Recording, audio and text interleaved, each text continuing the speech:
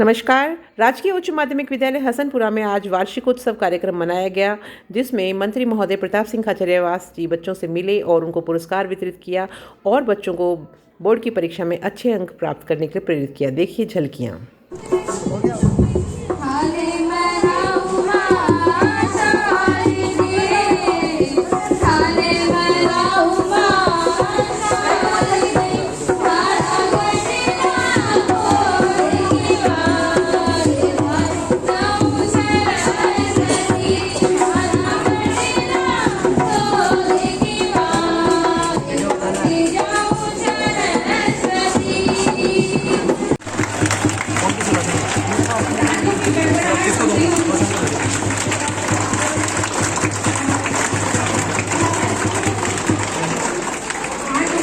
तुम थोड़ा उधर से को ना आप लोग बता दे बंद नहीं होगा।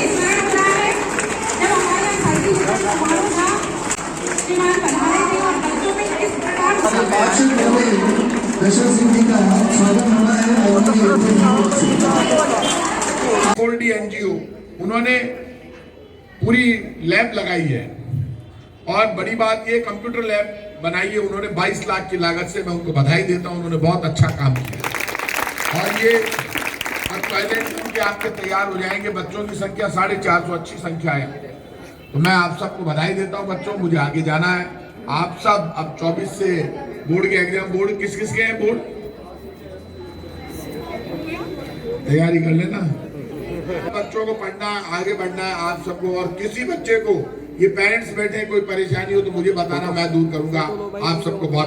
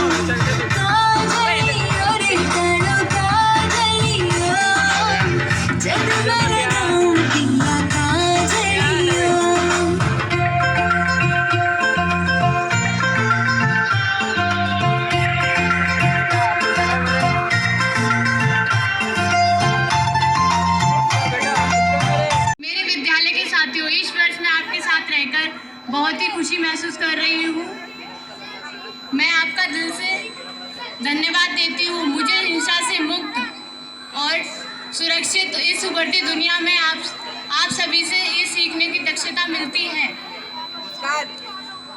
वास्तव में जो विद्यालय में रहने को सीखने को मिलता है वह कहीं नहीं मिलता है। विद्यालय हमें प्रकाश की ओर ले जाता है, अर्थात विद्यालय हमारे अज्ञानता रूपी अंधकार को मिटाकर प्रकाश रूपी ज्ञान भरता है। वास्तव में विद्यालय जो हमारे लिए करता है और जो हमारे विद्यालय के टीचर्स अध्यापक हमारे लिए करते हैं वो कोई नहीं करता है। आदरणीय गुरुजन, हम सदैव आपके आभारी रहेंगे। आप हमें विद्या रूपी धन देकर हमें आगे भविष्य में बढ़ने का हौसला बढ़ाते हैं। आपका उद्देश्य हमारे जीवन को और हमारे भविष्य को उज्जवल बनाना है। आपने जो विद्या रूपी धन हमें दिया है वह धन कोई नहीं देता है। इस धन को हमसे कोई छीन नहीं सकता है और ना ही कोई ले सकता है। वास्तव में प्रत्येक व्यक्ति को जीवन में शिक्षित होना बहुत ही आवश्यक है। जो व्यक्ति शिक्षित होता है वह कभी किसी के साथ भेदभाव नहीं करता है। जिस तरह हमने पेड़ में फल को देखा है, जिस पेड़ पे जितने अधिक फल होते हैं वह उतना ही झुका हुआ रहता है। वही हाल हमारे मानव जाति का है। हम जितना हमारे पास ज्ञान होता है हम उतने ही विनम्र होते हैं। Thank you. जय हिंद। इसलिए शर्म आती है, ये ज्यादा जो शर्म नहीं करते वो आगे बढ़ते हैं। अच्छा बताओ बच्चों, जिंदगी में क्या वापस नहीं आ सकता? समय वापस। खुद समझते हो, अब ये दुनिया में कंपटीशन का जमाना है और इस कंपटीशन के जमाने में जो टाइम मैनेजमेंट से चलेगा वो सक्सेस होगा। आप खुद जानते हो, स्कूल गवर्नमेंट स्कूल बहुत अच्छे। मैं खुद गवर्नमेंट स्कूल में पढ़कर आया हूँ। गवर्नमेंट स्कूल से पढ़कर ये सब टीचर्स बन गए, आपके सामने आइडियल है सारे टीचर। और कोई इंजीनियर बनता है, कोई डॉक्टर बनता है, कोई आरएस ऑफिसर बनता है, कोई आईएएस बनता है, कोई समाज सेवी बनता है, कोई बड़ा कलाकार बनता है, कोई स्पोर्ट्समैन बनता है, कोई बिजनेसमैन बनता है, कोई पॉलिटिशियन बनता है। मेरी तरह नहीं बनते हैं सब। इसलिए कहीं भी किसी को घबराने की जरूरत नहीं है। सबसे अच्छा बच्चा और बच्ची को यदि आपको कोई परेशान करे, किसी भी बच्ची को, तो आप अपनी प्रिंसिपल को बताओ। और ये आप सबसे कहूंगा बच्चों, हमें पढ़ना है। कोई परेशानी हो तो टीचर्स को बताओ। हमारे Y4D NGO उन्होंने पूरी लैब लगाई है और बड़ी बात ये कंप्यूटर लैब बनाई है उन्होंने 22 लाख की लागत से। मैं उनको बधाई देता हूं, उन्होंने बहुत अच्छा काम किया। और ये अब टॉयलेट के आपके तैयार हो जाएंगे। बच्चों की संख्या 450, अच्छी संख्या है। तो मैं आप सबको बधाई देता हूं बच्चों, मुझे आगे जाना है।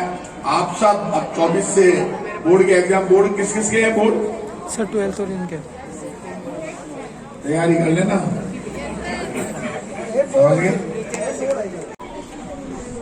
तो सब बच्चों को पढ़ना है, आगे बढ़ना है आप सबको। और किसी बच्चे को ये पेरेंट्स बैठे कोई परेशानी हो तो मुझे बताना, मैं दूर करूंगा। आप सबको बहुत बहुत धन्यवाद। Thank you.